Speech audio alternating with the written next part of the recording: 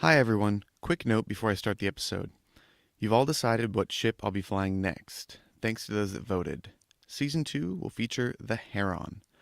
Eventually, you'll run out of troll picks and we can get to actual PvP ships, but until then, get ready to explore.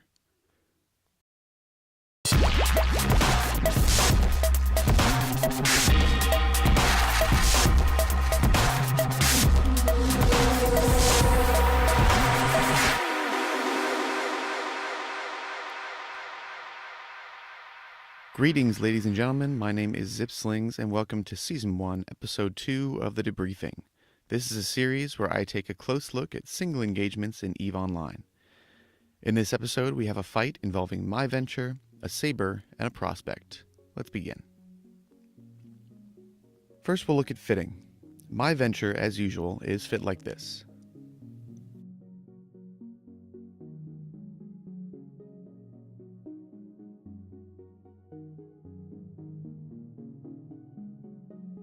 The Sabre is fit like this, pretty standard, and all we need to know about the prospect is that he has more tackle to ensure that my +2 warp core stabilization is a moot point. Not that I'm trying to use it anyways.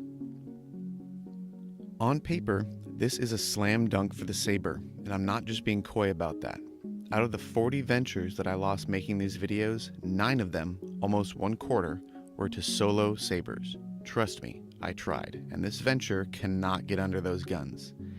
Yet despite that dismal outlook, we are going to extract 3 solid lessons from this fight.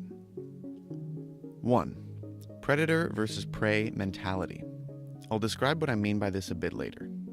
2. Piloting decisions. Knowing mechanically where you need to be in order to apply damage is critical. 3.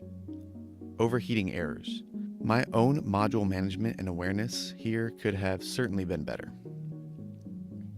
As we start the clip, you'll see that I'm coming out of warp to a gate and spamming my D-scan, but I didn't stop my jump mid-warp with control space because I expected my opponent to be right behind me. Just as the jump animation begins, the Sabre appears on scan, so I know he will be jumping moments after me. Once on the other side, I get a good look at the gate to confirm that he does in fact jump.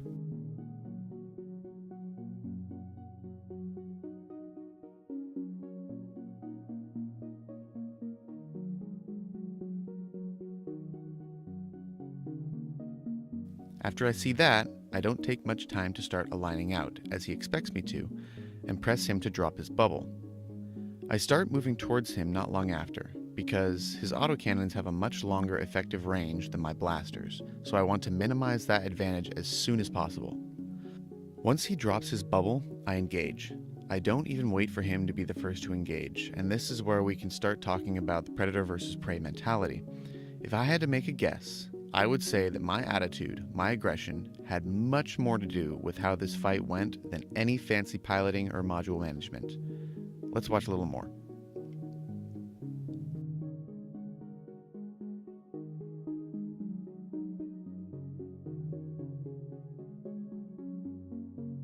The prospect friend decloaks and points me. They clearly had considered that I would try to escape the bubble and warp because I had +2 warp core strength. The prospect is essentially a non-factor here though. He isn't participating in any part of the fight that I care about. Despite some misses, you can see that the Sabre has far from 0 damage. His glancing and grazing shots are still doing between 100 and 200 damage.